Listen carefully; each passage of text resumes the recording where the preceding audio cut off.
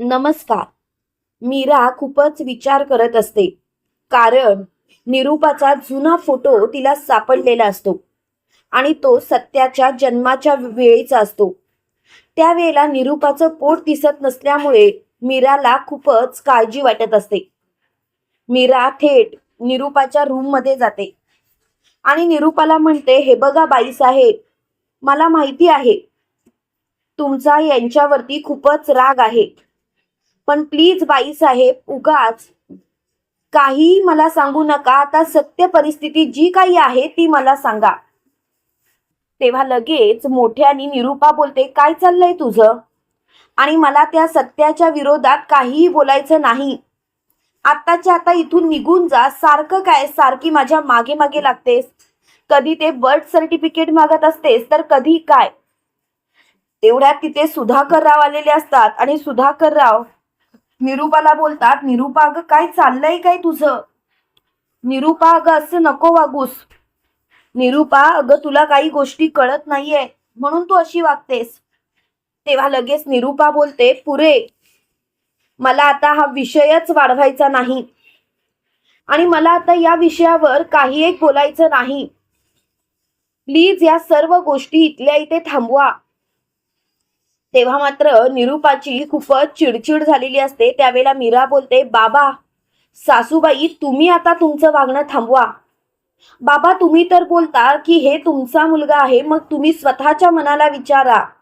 यांचा जन्म तर 1999 सालचा.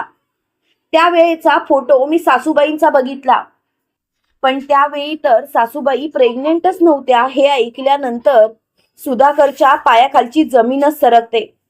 सुधाकर बोलतो, निरूपा अगं काय बोलते ही? तेव्हा लगेच निरूपा बोलते, मला नाही माहिती. ए मीरा तुला कळतंय का तू काय बोलतेस ते?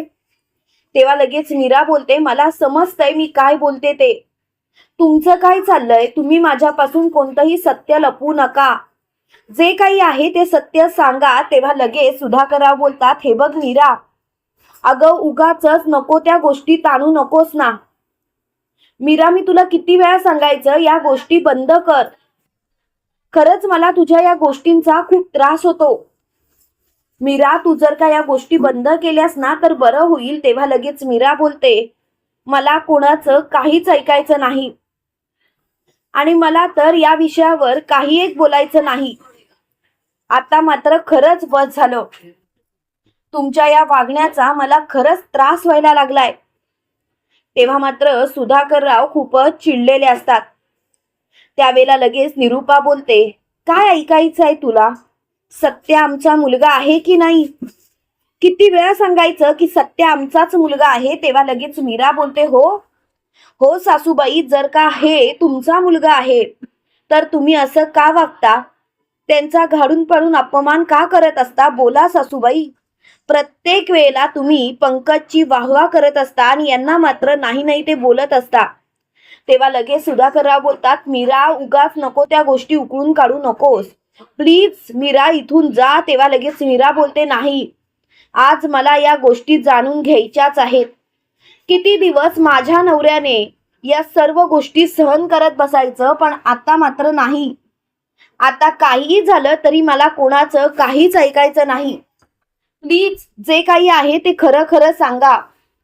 तेव्हा मात्र सुधाकरराव खूपच चिडतात आणि मोठ्याने बोलतात, मीरा काय चाललंय तुझं? अगं किती वेळा सांगायचं तुला हे सर्व बंद कर म्हणून, तरी सुद्धा तुझं आपलं तेच सुरू आहे. तेव्हा लगेच मीरा बोलते, मला काही एक ऐकायचं नाही आणि मला आता या सर्व गोष्टी जाणून सुद्धा घ्यायच्या नाही. खरं सांगू का, तुम्ही जर का जोपर्यंत मला सत्य सांगत नाही तोपर्यंत मी काहीच खाणार नाहीत. आणि मीरा तिथून जात असते. तेवढ्या सुधाकरराव मोठ्याने बोलतात, मीरा थांब, तुला सत्याबद्दल जाणून घ्यायचं आहे ना, तर मग ऐक. सत्या माझा मुलगा नाही. मीरा मी खरं काही तेच सांगतोय, सत्यजित माझा मुलगा नाहीये. हे ऐकल्यानंतर मीराला धक्का बसतो. तेव्हा लगेच निरूपा बोलते, अहो काय करताय तुम्ही? कळतंय का तुम्हाला? अहो जरा तरी विचार करा. तेव्हा लगेच मोठ्यानी सुधाकरराव बोलतात, जे खरं आहे ते मी सांगतोय. सत्यजित माझा मुलगा नाहीये. मीरा तुला जर का ऐकायचं असेल तर तुझं मन अगदी ताठ कर, कारण मीरा, मी आता जे काही सांगेन ते ऐकल्यानंतर तुला कदाचित धक्का बसेल. खरं सांगू का, सत्यजित माझा मुलगा नसून तो फक्त आणि फक्त माझा भाचा आहे. हे ऐकल्यानंतर मीराला धक्का बसतो. त्यावेळेला निरूपा बोलते, पनवती आहे तो, पनवती. तेव्हा सुधाकरराव बोलतात, गप्प बस मीरा. तेव्हा लगेच मीरा बोलते, बाबा तुम्ही काय बोलताय, कळतंय का तुम्हाला? तेव्हा मात्र सुधाकरराव बोलतात, मीरा, माझ्या बहिणीचा मुलगा आहे सत्यजित, आणि जे काही सत्य आहे ते मी तुला सांगितलंय मीरा. आता उगाच सत्य वाढवू नकोस. फक्त मी तिला वचन दिलं म्हणून मी कायम त्याला माझं नाव देत आलोय. मला त्याच्यापासून कोणतंही सत्य लपवायचं नव्हतं, पण मला ते सत्य तुला सांगावं लागलं. हे बघ मीरा, बाप म्हणून मी कुठेही कमी पडलो नाही, पण आता मात्र मला असं वाटायला लागलंय की बाप म्हणून मी कमीच पडलो. म्हणून हे सत्याचं सत्य आज सर्वांसमोर आलं. तेवढ्यात तिथे आजी येते आणि आजी मीराला बोलते, मीरा, तुला जे कळालंय ते बाकी कोणालाही कळता कामा नये. जर काही सत्याला कळालं तर त्याच्या पायाखालची जमीन सरकेल, कळतंय का तुला? तेव्हा लगेच मीरा बोलते, आजी, पण हे सत्य लपवणं चुकीचं आहे, कारण प्रत्येक वेळेला हे सासूबाईंकडून आईच्या मायेची त्यांना गरज असते, पण अपेक्षा करत असतात, पण सासूबाईंकडून ती अपेक्षा भंगच होते. म्हणूनच मला असं वाटतं की तुम्ही दोघांनी मिळून हे सत्य त्यांना सांगितलं पाहिजे. तेव्हा मात्र मोठ्यानी निरूपा बोलते, मला काही एक फरक पडत नाही, त्याला जरी सत्य कळालं तरी. आणि एक सांगू का, आता तर या गोष्टी वाढवू नकोस मीरा. तुला जर का हे सत्य त्याला सांगायचं असेल ना तर तू सांग, पण एक गोष्ट मात्र लक्षात ठेव मीरा, कधी ना कधीतरी तू तोंडावर आपटशीलच. तेव्हा मात्र मीरा बोलते, मला काही एक ऐकायचं नाहीये आणि मला आता या गोष्टीचा विचारच करायचा नाही. प्लीज ह्या सर्व गोष्टी इथल्या इथे थांबवा, नाहीतर नको ते होऊन बसेल. तेव्हा मात्र तिची खूपच चिडचिड झालेली असते. त्याच वेळेला लगेच सुधाकरराव मोठ्याने बोलतात, आता सगळं काही संपलंय मीरा, असं तुला वाटत असेल, पण मीरा, आम्हाला असं वाटतच नाही. मीरा, प्लीज स्वतःला शांत कर. तेव्हा मीरा बोलते, कशी शांत होऊ मी? जेव्हा हे सगळं त्यांना कळेल तेव्हा ते तर हादरतील. इतकी वर्ष त्यांनी तुम्हाला आई आणि बाबा हे समजलं, आणि जेव्हा त्यांना हे समजेल की तुम्ही त्यांचे आई वडीलच नाही आहात, तेव्हा मात्र त्यांची काय अवस्था होईल, ते तुटतील. तेव्हा मात्र सुधाकरराव बोलतात, मीरा, मला कळतंय, पण मीरा, स्वतःला शांत केलेलंच बरं. तेव्हा लगेच मीरा बोलते, कशी शांत करू मी स्वतःला? मलाच त्रास होतोय तर माझ्या नवऱ्याची काय अवस्था होईल? तुम्ही विचार केलायत?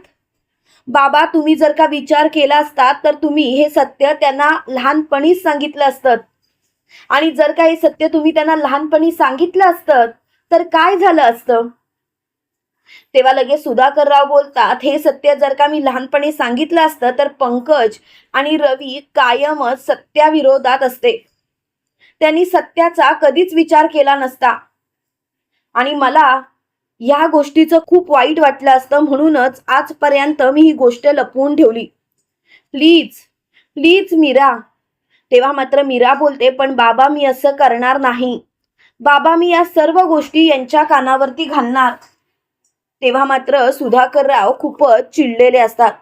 तुम्हाला काय वाटतं मित्रांनो, खरोखर मीराने आता खरोखर सत्याच्या कानावरती या सगळ्या गोष्टी घातल्या पाहिजेत का?